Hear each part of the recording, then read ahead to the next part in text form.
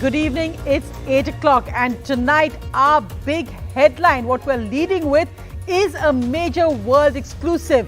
Donald Trump, the man at the heart of the storm that has currently gripped American politics, will be on NDTV tomorrow night at 9 o'clock as he prepares to run again for American president.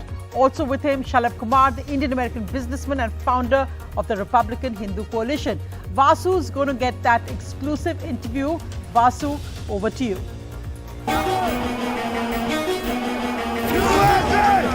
American democracy is in turmoil. The man at the heart of the storm, Donald Trump. As he gets ready to run for president, what will Trump 2.0 mean for America, democracy and the world order? We love India. Abhi Bar, Trump, Sarkar. Watch our exclusive interview with Donald Trump tomorrow at 9 p.m. only on NDTV. So Vasu currently in New York, heading into that interview in a short while from now. Vasu, what are you expecting?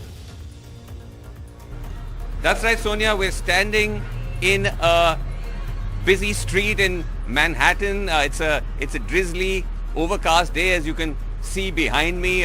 New York is just about waking up.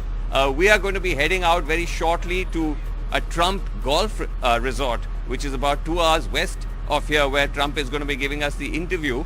This is the Trump National Golf Resort in Bedminster, which is often called as the summer White House, because that's where he spends his summers, and then it's Mar-a-Lago in the winters. This is when he was president, and it's here that he's going to be outlining for us his attempts to run again as president, even as he fights off all these multiple challenges, whether it has to do with the raids of the FBI against him, whether it's the allegations that he attempted to overturn the last election results. So there'll be a lot to get into. And also with us is going to be Shalabh Kumar, the Indian-American businessman who's been a big Trump supporter from 2016. He's come back into the picture. He coined that now famous, Ab ki baar Trump Sarkar slogan, and he is going to be there as somebody who's promising to deliver the Indian-American vote to Trump. So will Trump be able to fight off these challenges? Will he be able to reach out to a broad coalition of different communities, unlike his current extremely limited, largely white base?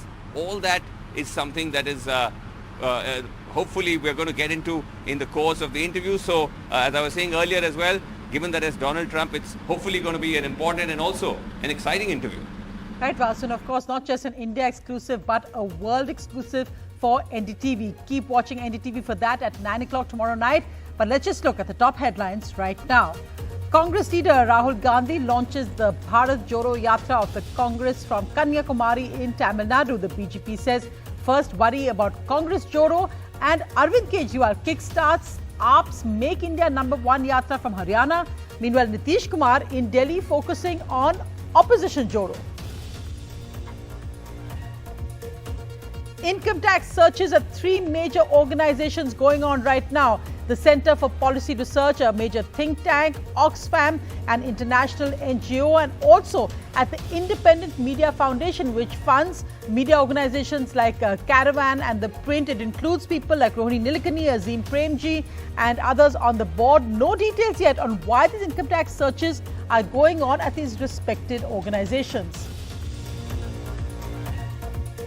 The new Central Vista is ready in the heart of Delhi. A Netaji Subhash Chandra Bose statue will also be installed here. The Prime Minister to inaugurate this new vista and the Kartavya Path tomorrow. Bengaluru rainfall breaks all September records. The rainfall was 625% above normal just this Tuesday. The IT Minister meets with CEOs of IT companies to discuss damages.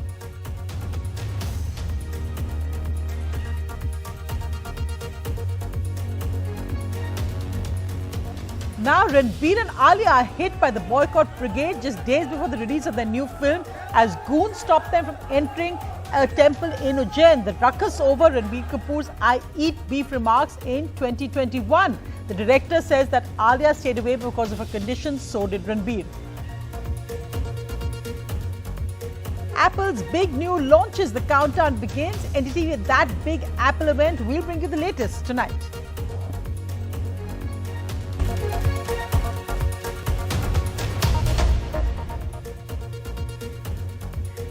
Our lead story tonight, well, Congress leader Rahul Gandhi today began a march for national unity from Kanyakumari in Tamil Nadu, where this march will cover 3,570 kilometers in 12 states in 150 days from Kanyakumari to Kashmir. So Rahul Gandhi leading that Bharat Jodo Yatra. Arvind is also currently at Kanyakumari, but also the other big headlines tonight were Arvind Kejriwal launching AAP's Make India #1 mission for 2024 from Haryana, the BJP attacking them both, and Nitish Kumar meeting with that other political strategist, Sharad Pawar.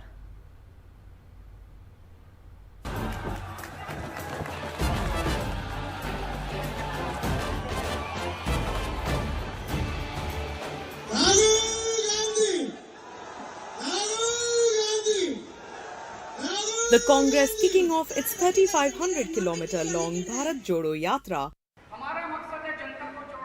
and Arvind Kejriwal launching the AAP's India #1 campaign at the same time.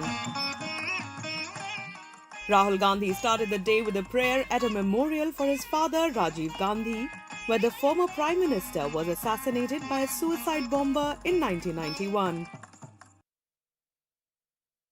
They think they can determine single-handedly the future of the people of this country, the future of all the states of this country. They think they can frighten the opposition using ED, CBI, income tax. Even as the Congress desperately attempts to emerge stronger ahead of the 2024 Lok Sabha elections after 2 consecutive defeats, it was an emotional moment for Rahul Gandhi to pay tributes at the memorial of his late Prime Minister father Rajiv Gandhi at Sri Perambadur, exactly at the spot where he was assassinated in 1991. The beleaguered Congress hopes this will revive the morale of their cadre. Will this propel Mr. Rahul Gandhi as the Prime Ministerial face? No, definitely. See, he is not looking at to become the Prime Minister. 3,500-kilometer yatra from Kanyakumari to Kashmir. It will be covering almost 12 states and 2 union territories. And what the Congress party is planning in this Bharat Yatra is to cover almost 68 parliamentary constituencies in this yatra. This is a historic endeavor by the Congress party and Mr. Gandhi to fight against all that's going wrong in the country. This yatra will unite the country, give inspiration to the youths. In Haryana, AAP chief Arvind Kejriwal started his party's Make India #1 campaign as it now looks to make an entry in Haryana. आज अगर हम सारे जने इकट्ठे हो जाएं, भारत को दुनिया का #1 देश बनने से कोई नहीं रोक सकता। उसी मिशन पे हम लोग निकले हैं। हम लोग देश के कोने-कोने में जाएंगे, हर राज्य के अंदर जाएंगे और लोगों को जोड़ने की कोशिश करेंगे। Meanwhile, Bihar Chief Minister Nitish Kumar continued his opposition Jodo meetings today with NCP Chief Sharad Pawar. Both leaders have been clear that the Congress is a crucial part of any serious opposition effort to take on the BJP. But Chandrasekhar Rao of the TRS and the AAP do not see it that way. जो हमने आया है और जितने लोगों से हमारी बातचीत हुई है, अच्छी बातचीत हुई और सब लोगों का अप्रोच पॉजिटिव हमने देखा है। थर्ड फ्रंट नहीं, अगर बनना है तो मेन फ्रंट बनेगा, थर्ड फ्रंट नहीं। The Congress, however, asserts that they cannot be taken for granted. All of us in the Congress want opposition unity on the basis of a strong and viable Congress, and that's what we are working towards, and that's what the Bharat Jodo Yatra will accomplish. The BJP, meanwhile, has hit out at the Congress. कभी-कभी बड़ा आश्चर्य भी होता है, जो अपनी party को जोड़ नहीं सके, वो भारत जोड़ने निकले हैं। The actual Padyatra starts tomorrow and is expected to last 150 days, covering 12 states and 2 union territories, ending in Kashmir. Over to Arvind now in Kanyakumari. Arvind, we had M.K. Stalin, the Tamil Nadu Chief Minister, also with Rahul Gandhi there today. How is this yatra actually going to work? We've seen that Rahul Gandhi is meant to be sleeping in containers, according to Congress spokespersons, be part of this walk through. But right today, he was just surrounded by Congress leaders. Where is the meeting of people, or how is this actually Did this bring about a lot of enthusiasm even in Kanyakumari?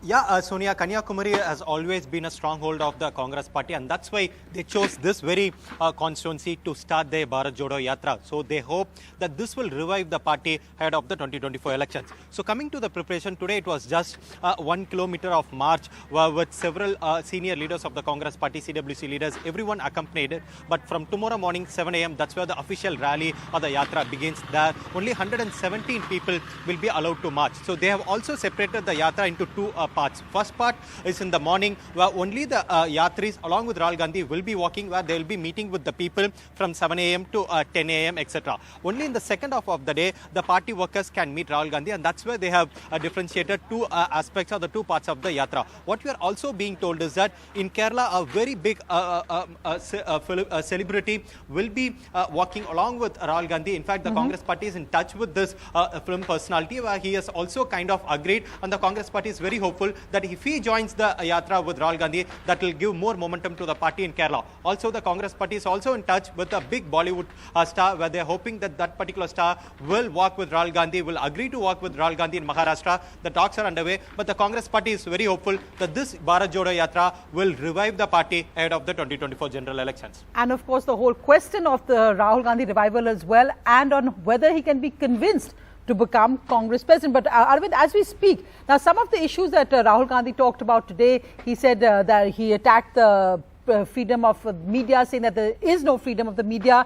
And as we are talking today, we are seeing that there are tax raids going on in 3 places. They're going on in Bengaluru on a major press foundation which funds organizations like Caravan and the Print. Also at the well-respected think tank, the Center for Policy Research, which has a former foreign secretary on its board, and also on Oxfam, the international NGO. So, Neeta, let's go across to you first, because of course the implications of this is not just about what these particular organizations, but the larger message it sends out.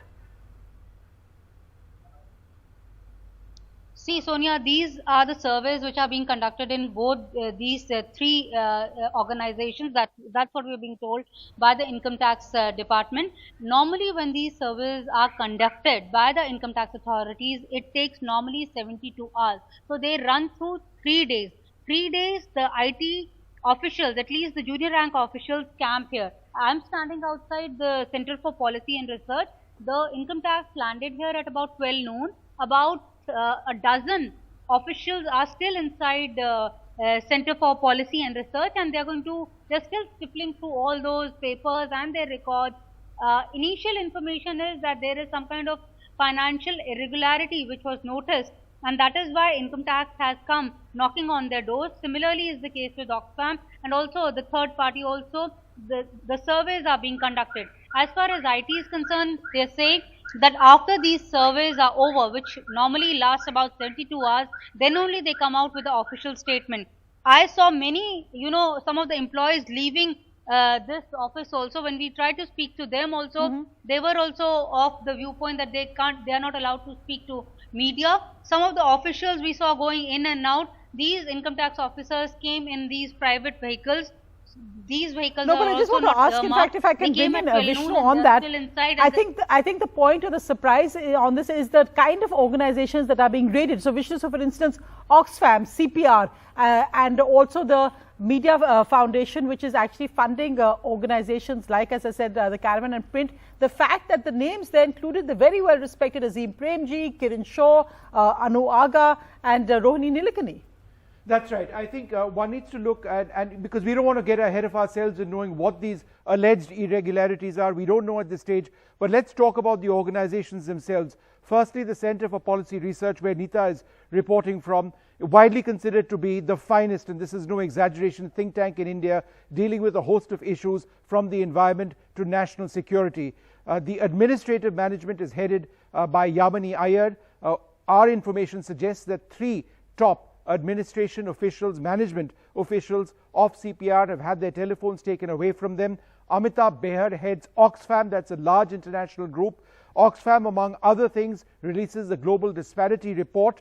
It's released in Davos every year, but they have an India supplement as well, where they essentially make the point year after year on how the rich in India continue to get richer while the poor continue to get more poor.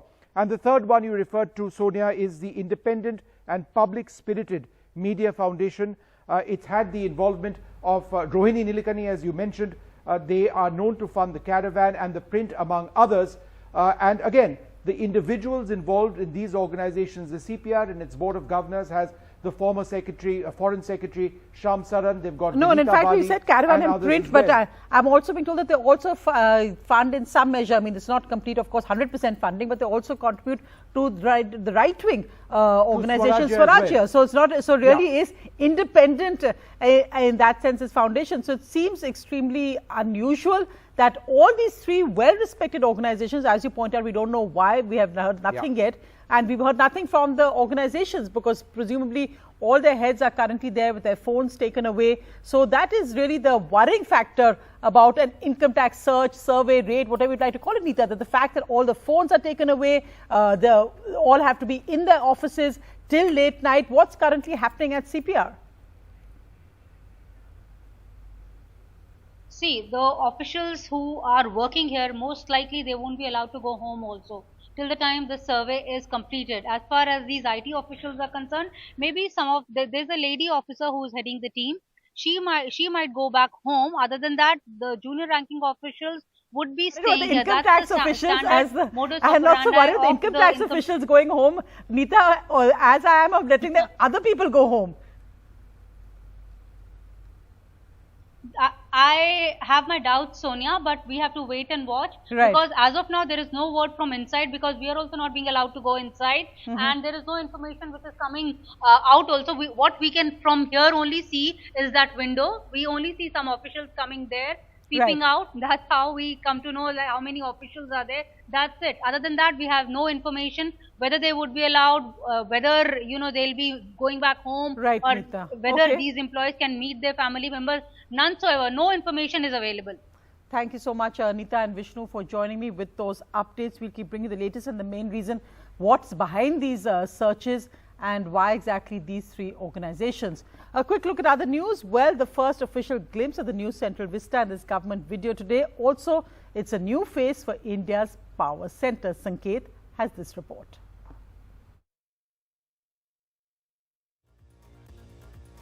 So the much awaited Central Vista project is going to be inaugurated by the Prime Minister tomorrow. The last minute preparation is on. We spent a whole day here on this new Kartavya Path. It will get some time to get used to saying Kartavya Path because up until yesterday it was called the Raj Path. Now lots of things that the Prime Minister is going to do. He'll inaugurate the Central Vista project. He'll unveil Netaji Subhash Chandra Bose's statue at India Gate. After that, do remember that this statue was installed in the canopy where statue of the King George V was kept. The Prime Minister is going to inaugurate the new Central Vista Avenue. This is a 3-kilometer stretch which has been reimagined, refurbished, upgraded. He will also inspect the plaza, the stepped plaza near India Gate, and then move towards the canal bridge to talk to workers who have participated in this construction activity.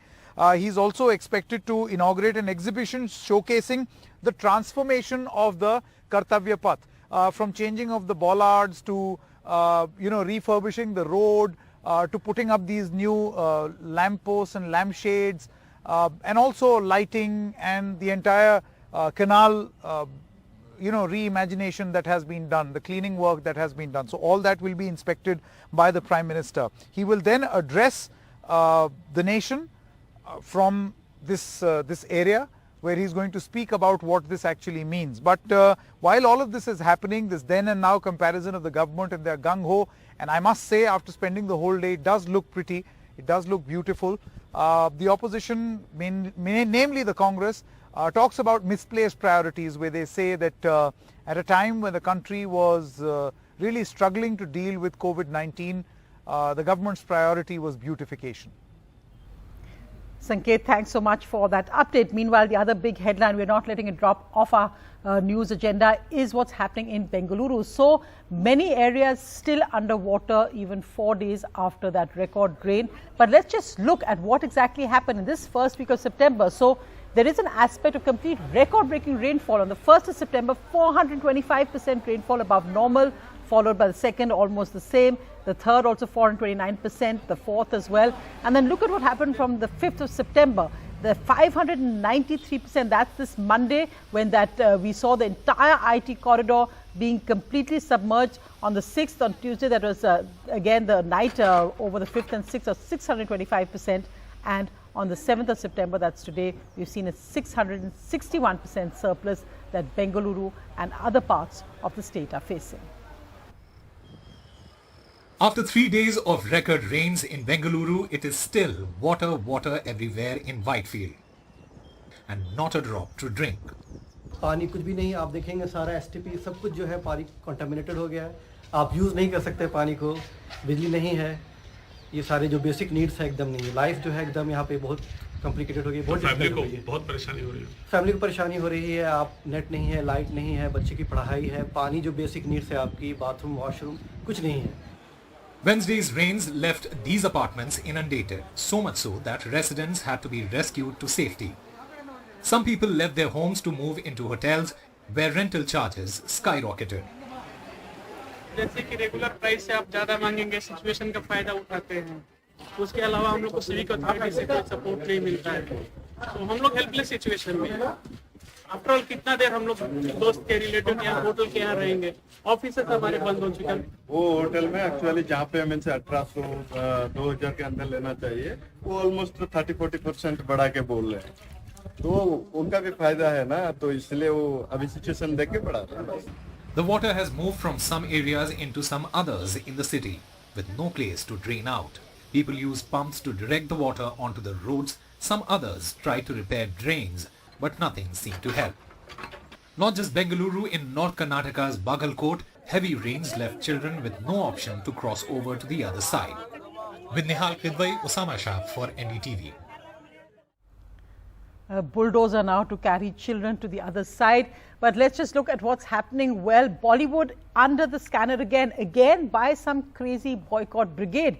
This time, Ranbir-Alia weren't allowed into Ujjain's Mahakaal Temple as right-wing groups gathered to protest against an old comment by Ranbir Kapoor where he said he likes eating meat and beef. So there were slogans and protests outside the temple. Ranbir and Alia then stayed away.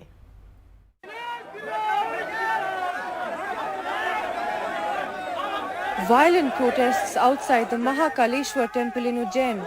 The police thrashing activists of the Bajrang Dal protesting the arrival of Bollywood star Ranbir Kapoor and his wife Alia Bhatt. Ranbir's so-called crime? Well, 11 years ago, Ranbir said in an interview that I am a mutton, beef, red meat guy. I'm a big beef guy. These remarks resurfaced on social media and were enough to trigger these so-called activists who decided to block Ranbir and Alia's entry because Ranbir's comments apparently insulted their faith.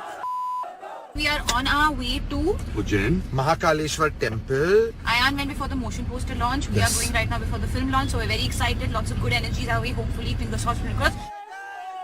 Eventually, Ranbir and Alia had to turn back without visiting the famous temple over security concerns, with only director Ayan Mukherji being able to enter ahead of the release of his film Brahmastra. क्या वाकई में बॉलीवुड के सितारे जो बयान देते हैं कई बार वो ये ध्यान नहीं रखते कि उससे भावनाएं आहत होती हैं? ये सवाल का जवाब I want to take it. Eventually I had gone to seek blessings and energy for the film, and that blessing is for everybody. And I just didn't want to take Alia there, in her current condition as well. So I went alone. Though I felt very bad, and honestly when I went, I did feel that they could have also come and gotten their darshan.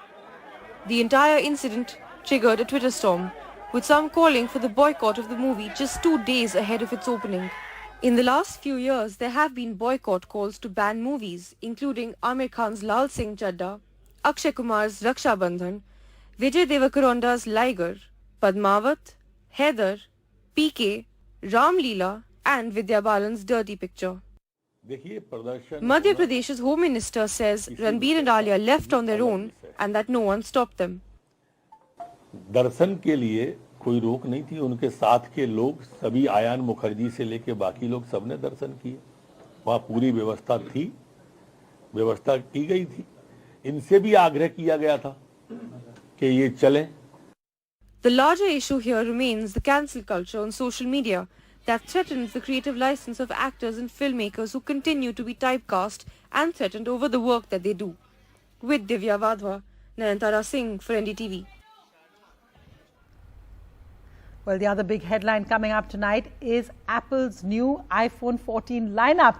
So we've got Rajiv Makhni there to tell you what to expect. Here we go with Rajiv. Hi, this is Rajiv Makhni. I'm here near the Apple Park in USA, and the Apple event is just a few hours away. And few hours away, that means the craziness around the rumors is going absolutely nuts. So what all could come in? Well, they're talking about new phones, new watches, iPad Pros, MacBooks. They're even talking about AR, VR glasses, 65-inch Apple TV, Apple car, folding iPhone. So what is true? What is not? Let me try and get some perspective out here, because now I think we more or less know. So 4 new iPhones 14, but there will be no mini. 3 new watches. There will be the regular Series 8. There will be a rugged one with a much higher price, and an Apple's SE2 watch, which could be the lowest priced Apple Watch of them all. Then let's move on to what else could come. AirPods Pro 2, yes, absolutely. But don't expect it to have crazy new features. It could just be a few more and a more expensive product.